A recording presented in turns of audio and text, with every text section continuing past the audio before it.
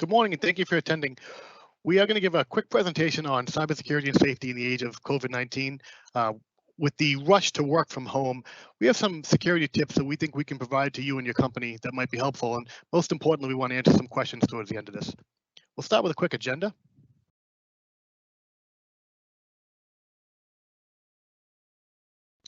So real quick, we'll do some introductions and some basic housekeeping. Then myself and Michael Spur, our security manager, will go through some tips you can keep in mind as you work from home, and we'll leave the end of the webinar for some questions and answers. That way we can take questions directly from you and give you some specifics. I'm Kurt Simeone. I'm a co-founder of Technology Seed. We are an IT company located in New Hampshire. With me is Michael Spur. He's our cybersecurity manager. Anything cybersecurity related that comes through our company goes through Michael and his team. So why are we doing this webinar? As you know, during the current pandemic, there was a rush to move to work from home for the United States and really the whole world. Sometimes when things are rushed like that, security can get left behind. In other words, we had a very controlled environment in most businesses. Now we have a very uncontrolled environment as everyone rushed to work from home. So it was a good move to work from home, but now we have to do a little cleanup and kind of figure out how do we put the security back together so that we can keep a secure IT environment and be efficient from home. So one of the most important and most effective things you can do to increase your security as you work from home is to enable what we call multi-factor authentication, which is MFA. Multi-factor authentication allows you to be more secure than just a password. Passwords can be easy to crack. Users can be tricked into giving up their passwords, but MFA requires a second factor of authentication, typically your cell phone. So I'm sure you've probably logged onto websites before where they send a code to your cell phone. That's MFA. So it really increases security because not only does a hacker or a malicious actor need your password, they also need your phone in front of them. And the chances of them having your password and your phone are very slim. So the security increase is very high. MFA can be used in a ton of places. Your work logon on your computer, your email login, bank portals where you go to do your financials and your banking information, most of those allow MFA. You typically can set it up yourself. So if you use Fidelity or Bank of America or whatever you use, you can typically go to that website and there'll be an option to turn on multi-factor authentication. Sometimes it's called the second factor authentication. So definitely look into that. And if you need assistance with your IT at your office, contact your IT company. They will likely know how to use MFA on your particular system. So we're big believers in securing email. And the reason for that is the days of hackers hacking into servers and hacking into firewalls, the kind of stuff that you see in movies and stuff. I'm not going to say that's not done now, but hacking email is where 90% of the malicious content is coming from.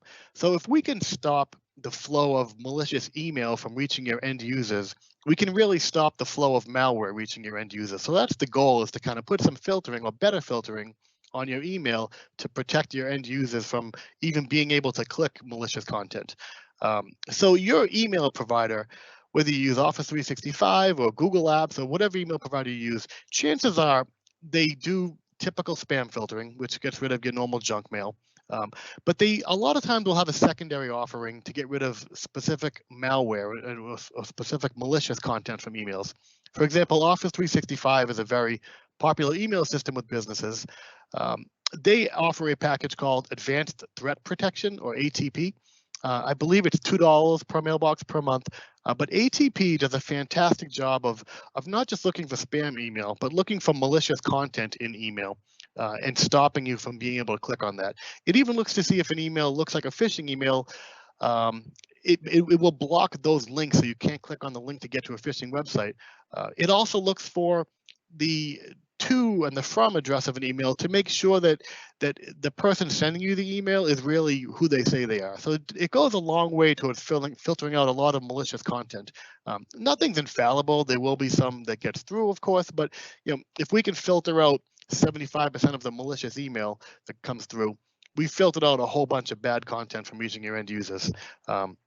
So with that, layer on additional email security, but also, as you know, I'm sure, and you've probably heard this before, be wary and be cautious of all emails coming in. If you're not expecting an email, or if you get an email from your bank asking you to click here to reset your password, you have to raise an eyebrow to that. There are very few instances where any email will ask you to click a link to type in your password, or to put in your username. Chances are, if it's asking you for that, it's potentially malicious, and you probably want to double check that.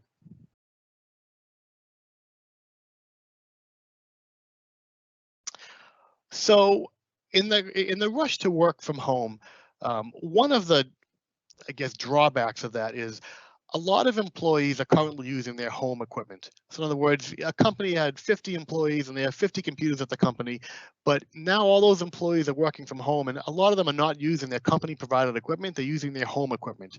And that brings some challenges with it. Your IT company likely doesn't have control over the home equipment of your employees. So where we have control over the computers at the office, and we can say, yeah, computer number 3 has antivirus and it's up to date and all their updates are installed. We don't have that kind of visibility into a computer owned by your employees at their house. So we have to rely on your employees now to kind of be good soldiers in all of this and really take care of their equipment. So some advice we can give for that is, if there is any possibility of separating your work and your home email, you should. And what I mean by that is, if you're using your home computer for work right now and you're checking your work email on your home computer, do whatever you can to check your home email on a different device. Maybe that's your phone, maybe that's a separate tablet or a separate computer you have, but any way you can separate those two would be ideal. Likewise, we need to rely on your employees, and you want to push this message to them that they need to update all of their software daily if possible. It includes Windows updates. It includes other software updates like Zoom and Adobe and everything else they use. They really want to check this daily, because especially now where the world is aware of all the insecurities with working from home, software vendors are pushing out updates almost daily. So you really want to keep up on that. And lastly, you need antivirus installed. Some of it's free, some of it's paid for. Windows has antivirus built in, which should work fine as long as it's enabled. There are great paid versions of antivirus software from Webroot, from Symantec, from Bitdefender, from others. So as long as you have antivirus running and it's updated, that's really what we're looking for. When we talk about security awareness training, one of the biggest threats to the IT landscape is the end user. In other words, all of the defense that we put up to kind of filter out the malicious content, whatever it does get through all of that ends up in your user's mailbox. So what we're trying to do is train your users to be the last line of defense and to capture some of that stuff and to know when something doesn't look right. Security awareness training is how we do that. So there's training we can do for your end users, video based and live based, that help them understand what it is that we're trying to look for in an email that tells us the email is fake or the email is malicious. One of the things we can do is phishing training. So we can legitimately send fake phishing emails to your end users. No harm will come if they click them. The fake phishing email will allow your end users to look at an email. If they don't determine that it's malicious and they click a link, we'll get a report saying, hey, this user probably should have recognized this email as fake, but they didn't. So you want to give this user some additional training. So we've found that kind of training is extremely effective. When we typically start training with the company, the results are usually pretty poor. A lot of employees will click emails they shouldn't have clicked. But by the time we get to the end of this, maybe 12 months later, and we'll do the testing monthly or quarterly, the amount of employees clicking on malicious email is very, very low. So it's a very high success rate when we roll out this type of training.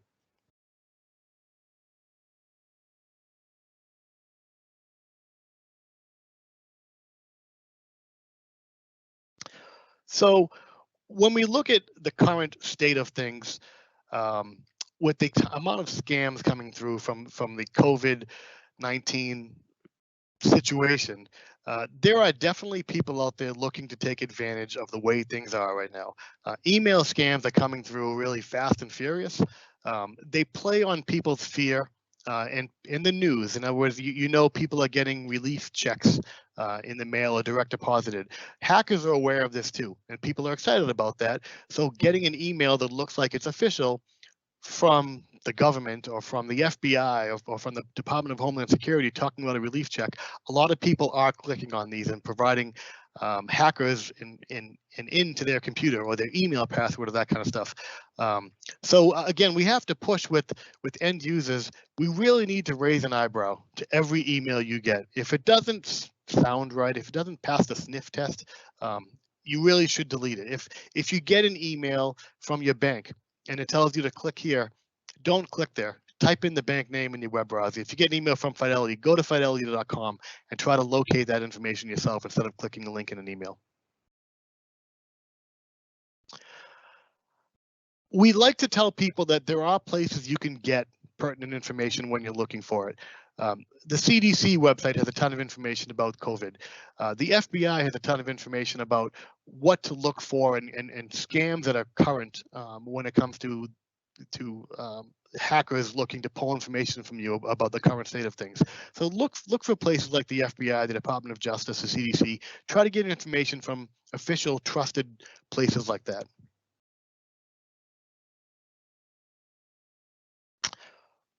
Now that everyone is working from home, we had to make do with kind of getting people information that they needed in kind of a roundabout way. Not every company is set up for cloud access to their data. So now might be the time to start thinking about how do we make our information more accessible for the people that are going to continue to work from home, or if something like this ever happens again, how do we make it so our data can be accessed anywhere at any time?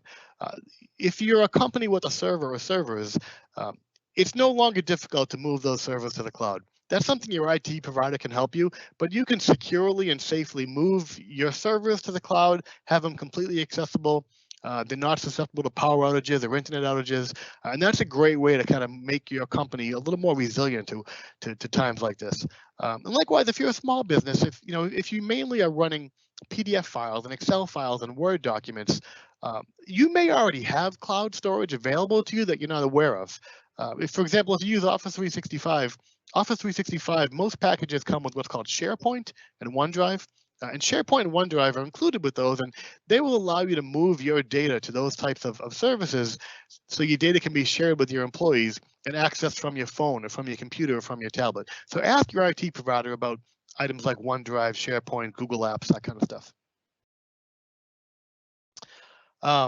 We get a lot of questions about the cost of security and what has to be done for security.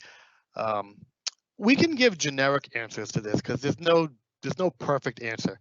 When it comes to the cost of security, it's going to be different for every company, right? Larger companies, security efforts are going to cost more than smaller companies. But what we want you to really think about when you're looking at the big picture of security is, are there industry standards that you have to comply with? In other words, if you're a healthcare organization, you know about HIPAA standards. There are some things you have to do to meet HIPAA compliance with IT that there's no way around. You need to go over those types of things with your IT provider, but those can't be overlooked. There are some certain things that have to be done for HIPAA compliance that have to be done. Same thing with PCI compliance, or for people to do business with the Department of Defense, there's CMMC compliance. Those aren't optional. We have to do those types of things. But when we look at security in general for a company, what I always tell companies out there is that you want to look at this as making your best effort to do the best you can do. What I mean by that is, let's say you did get hacked, and the chances of you getting hacked are pretty high nowadays. If you did get hacked, what would it look like to the outside world? In other words, did you get hacked because someone had a password of password on their computer, or password one? Or did you get hacked because you did everything the right way? However, somebody still got in, right? You need to have a binder of information that you can provide to, whether it's an insurance company or whether it's the Attorney General. You want to have information that you can provide that says, listen, we tried to do all the things we were supposed to do. We have the right antivirus filters. We have the right filters on our email. We have a firewall that's updated. All our computers are updated, and we can prove all this. And that's what you really need to do is look at your complete IT infrastructure and say, what is the world doing right now? And let's make sure we're doing at least that. You don't want to be the outcast that didn't have any password controls on your logins, or you weren't using MFA on your email when it's included for free with your email. So we want you to look at things like that and say, how do I just make sure I'm doing what the world expects me to do? That being said, we have some time left over for some questions and answers. We have a couple of questions that people have sent us. So I'm going to go through some of those. If you have additional questions, feel free to send them over. And if not, I'll answer the ones that we have in front of us now. One question: how do I know if my organization is vulnerable to security threats? It's a good question. There's no way, unless you're in IT security, that you're gonna know off the top of your head, right? So we always tell people to look at a security audit. Security audits range in cost. I mean, a basic security audit can cost $2,000. A security audit for a large company can be $20,000, and you know, you may be somewhere in between that. But a security audit is going to tell you all the places where your security is lacking, right? So after the audit, you're going to look really bad, which is good. You want to know all the places that you need to fix so you can kind of be compliant with the way the world expects you to be. So a security audit is a great thing to do. You're going to fail. It's good to fail. After you fail, you pick yourself up and say, all right, now we have this list of 25 items where we're really not up to speed with security. Let's go fix those things. So a security audit is definitely a great idea. Is Zoom safe to use for meetings? Zoom has received a lot of great press recently because they've given it to schools. A lot of Zoom's features are free. Unless you have a really gigantic meeting, anyone can use Zoom for free.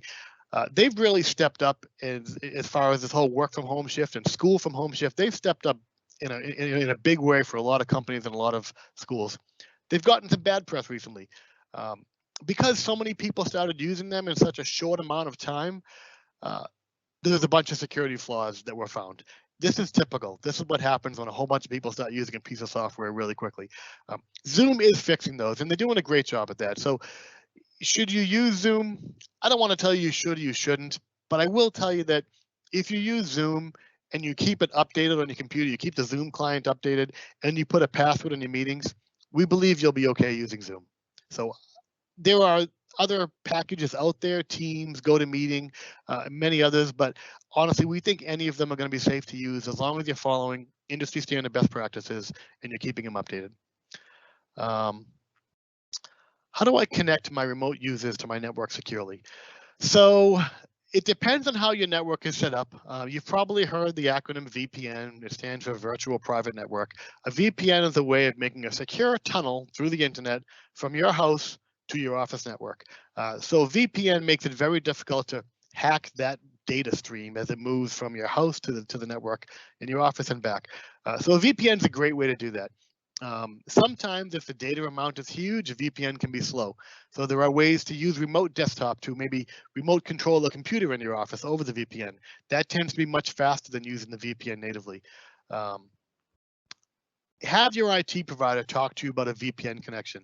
Chances are for a lot of small businesses, that will be the quickest way to access your corporate network, but also talk to your IT provider about moving your data to something that doesn't require a VPN. Like we talked about Office 365 and SharePoint and OneDrive. Those applications typically don't require a VPN connection to give you access to your data. Is there an easy way to recognize an email scam? Yeah, I wish there was, because it would make our jobs a lot easier as IT providers and security providers. But no, there isn't an easy way. Years ago, email scams were pretty easy to spot because there were some telltale signs. A lot of times they were written in broken English and they just didn't look good. They didn't look like the way a professional would write an email. So it was easy to say, you know what, this email is probably junk. But those days are gone. The email scams coming across now are very good. They're very difficult to detect. Even as security experts, we have to take a double look at email sometimes to say, you know what, let's pick out some red flags in this email. So no, there isn't a great way to do things.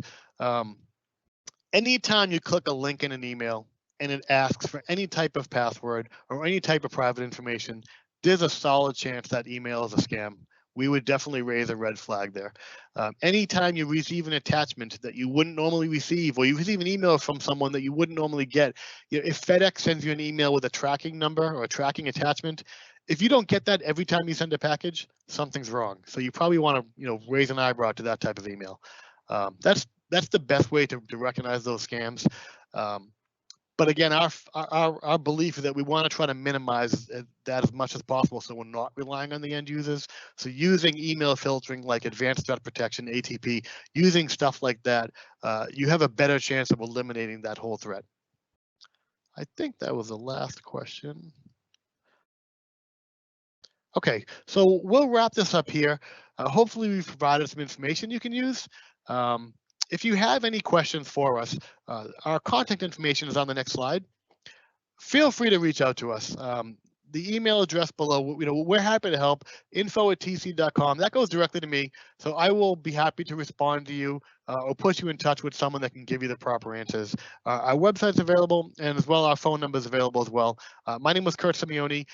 Our security expert was Michael Spur. So if I need to put you in touch with the right people, I'll be happy to do that. So thanks so much for attending. Let us know what questions you have later on. Send an email, give us a phone call, and we'll be happy to help you. Thank you.